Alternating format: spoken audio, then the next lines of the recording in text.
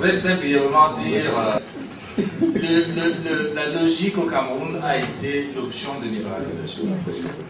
C'est-à-dire l'État s'est désengagé du processus de production et de commercialisation avec un point très très important, c'est-à-dire le désengagement financier de l'État des opérations de commercialisation.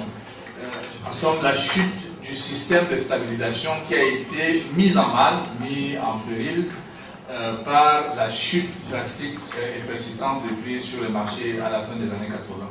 Donc l'office a été démantelé. Nous avions tenté, avec plus ou moins de bonheur, de maintenir une stabilisation à peu près compensée, mieux équilibrée, mieux gérée, mais à la fin de tout cela, on s'est aperçu qu'il était difficile avec un marché aussi fluctuant, avec les conditions qui sont celles des États africains actuellement, qui sont presque tous sous ajustement structurel, de soutenir un effort où, dans un train où les prix, et vous avez vu la courbe tout à l'heure, ne faisaient que baisser.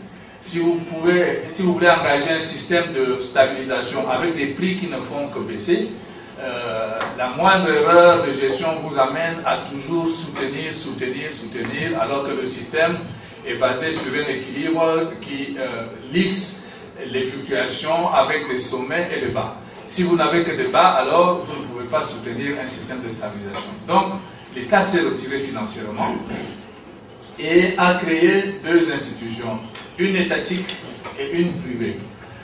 Monsieur Nana vient de vous parler brièvement de ce que fait l'ONCC. Le secteur privé avait des objectifs assez concis et précis.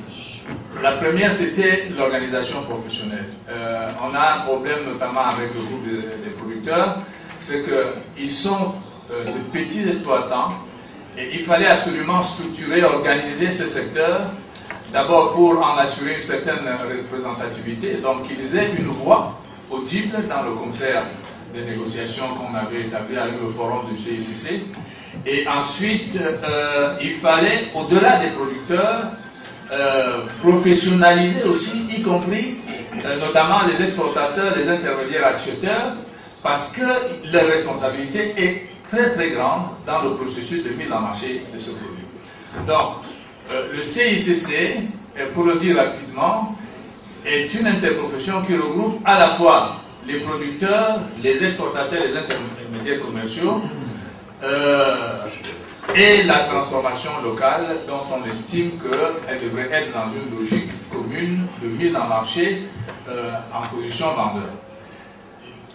L'organisation professionnelle, la professionnalisation des opérateurs, la structuration du marché, qui est aussi de la responsabilité de l'interprofession, parce que si vous n'avez pas une mise en marché disciplinée, vous ne pouvez pas répondre à la demande du marché.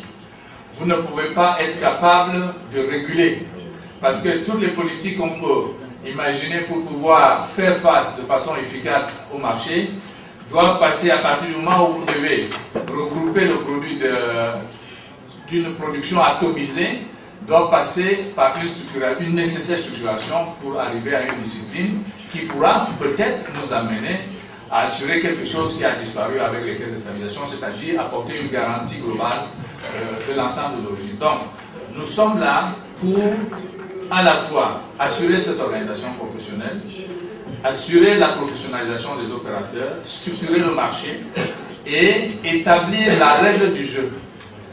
Le code de déontologie a été adopté. C'est une règle assez particulière, je crois, dynamique et très, je veux dire, pragmatique, qui part du fait que les opérateurs eux-mêmes, sur l'analyse de leur propre activité, se fixent une règle en sachant très bien que c'est de cette règle que viendra le bon exercice qui doit aboutir au respect de la saine transparence et de la libre concurrence. À partir de ce moment-là, on fixe la règle du jeu et on se doit de l'observer. Du moins, ça c'est la supposition. Dans la pratique, c'est beaucoup plus difficile que cela parce que très souvent on fixe la règle et chacun se croit plus malin et pense qu'en la transgressant, il se fera de l'argent pendant que les autres observent la règle, et tout le temps, ça devient un combat permanent, que d'essayer de faire respecter la règle que on s'est donné soi-même pour son activité. Mais fondamentalement, on s'est dit que, vivant de cette activité-là, que ce soit au niveau de la production qu'ailleurs, aux autres niveaux, on devait se responsabiliser au point de faire en sorte que l'ensemble puisse marcher malgré les intérêts contradictoires entre les différents groupes professionnels en présence au sein d'une origine qui doit se considérer face au marché comme une entité solidaire et qui doit répondre aux demandes de la consommation.